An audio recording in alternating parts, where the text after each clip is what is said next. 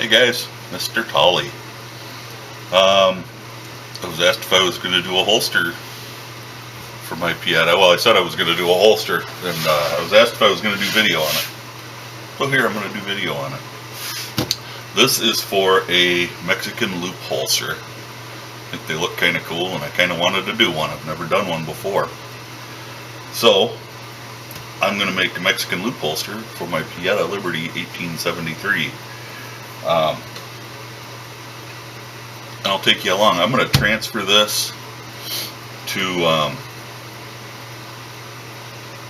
my manila folders that I usually use for patterns, and I'll be back. Hey guys, back for a minute here. I was just going to cut this out, but I thought this is my pattern. It's cut out and laid on the leather. Try to make the best use of your leather that you can. This is the end of a side, and it's got some kind of funky spots in it, which I don't mind in my stuff, but I don't use it for customers. When you lay your pattern out, make sure that when you fold this over, that you're going to fold over to the skin side of the leather, or the smooth side, whatever you want to call it, so that it's going to look great. Otherwise, you just wasted leather. I haven't decided on a color yet, which before I do the lining, I have to, of course, color it. So, stick around for some of that stuff, but I'll get this cut out. I got my pattern cut out in my leather, and when I fit it around my gun on the cardboard, it fit nice. It looked like it had enough room and everything so that I'd be able to make stitch lines. I think this holster was for a 22 caliber or something smaller than a 45 Colt. As I go try to wrap the leather around, this part here around the trigger guard is too big. This is too big of a notch, which really stinks. And the rest of it down here won't even close. So I'm going to go ahead. Fortunately, I have enough leather to do it. I'll use this, I've got a couple other holsters coming up that'll be different, so I'll use this. It won't go to waste by any means. But I'm going to go ahead and I'm going to make a new pattern. I'll mark this one because I don't throw them away. I'll just put it in my file box. But I'm going to go ahead and I'm going to narrow this because it's far too big. And I'm going to add, I think, about, you can always trim it later, so I'm going to add probably an inch all the way around it, and then I'll trim it down later, just so I can make sure that I've got the right, everything's going to fit right. This is 45 Colt, so this part of the gun is a lot bigger through here, through the cylinder, and my front sight is pretty tall, as you can see there. So I'm going to go ahead and do that. I'll add an inch all the way around, and that'll probably be that's going to be the end of this part. But we'll get to the rest of it as soon as I can.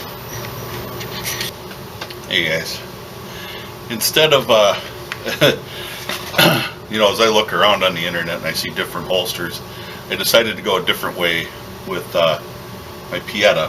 But rather than waste this, I still want to do a Mexican loop holster because I've never done one before.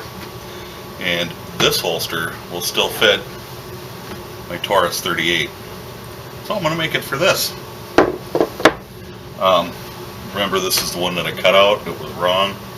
The loop part of the Mexican loop holster comes from a cutout in the back, so that when your holster is folded over and made, you tuck it under here, and it goes something like that. much better when it's stitched. I'm going to do some tooling around the edges and such, maybe a little tooling on the loop, and we'll go from there. And I just haven't decided on what exactly I'm going to do. Once everything is formed a little bit, and you know, there's actually a gun in the holster and that kind of thing, it's pretty cool. So that's what I'm going to go ahead and do. The holster is going to be long because this is a 4-inch barrel and my Pieta is a 5-inch. Go figure. But just for the practice, I've never done one of these. I've got to do one to learn. I might as well make it for my own holster, for one of my own guns. So I'm going to take you along for the ride on the Mexican loop, and then we'll do the other one, which I'm still not sure what I'm going to do on it, but I'll figure that one out too. So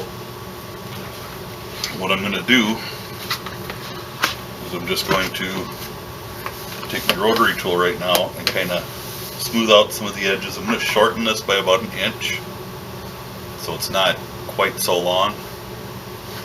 Most revolvers have like 4 and 6 for a double action, so this should work fine for this particular gun. And I'll just shorten it a little bit by about 1 inch, and then we'll go for it. So I'll be back. Alright, I'm back. The camera is going to get in my way here in a little bit, so I'm just going to get a start here and show it to you.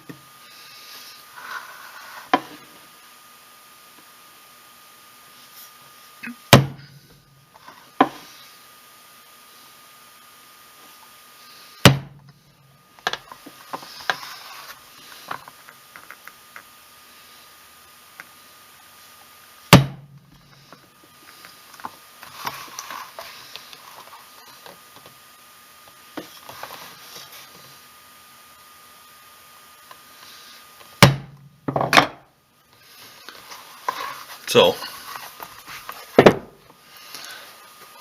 there you can see the beginnings. I'm going to go ahead and finish up, and I'll show you what it looks like when it's done. Just real quick, I did decide to go ahead and use the cedar, and I think that actually added a little bit. I really am digging it. So I'm going to glue it up, and I'll let it sit overnight. I'll take and score the welt so that my glue sticks real well.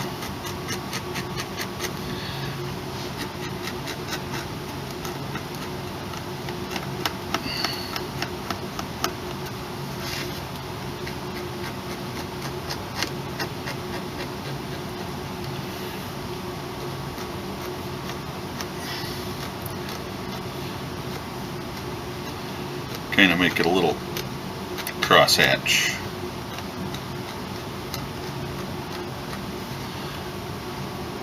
And we'll just glue it up and go from there.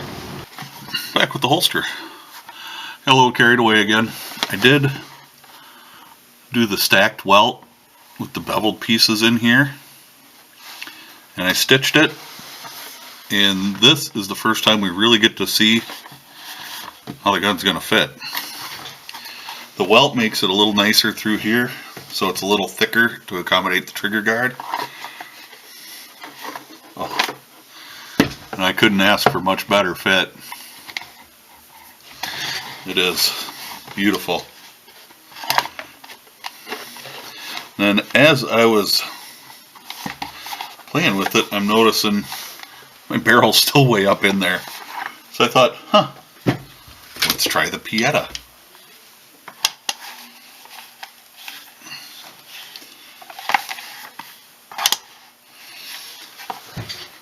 you know what? It actually fits pretty good. A little surprised. I did make some mistakes right along here. Mostly because of the way things lined up. They just didn't line up quite the way I wanted them to. So, but did what I could for it. The end of the barrel is right at the end of the holster. And honestly, it fits pretty darn good. So I think it's a mistake. The 38 still fits in there beautifully. I couldn't ask for much better. But it is, you know, my thumb's almost to the first joint before it hits the barrel, which is fine.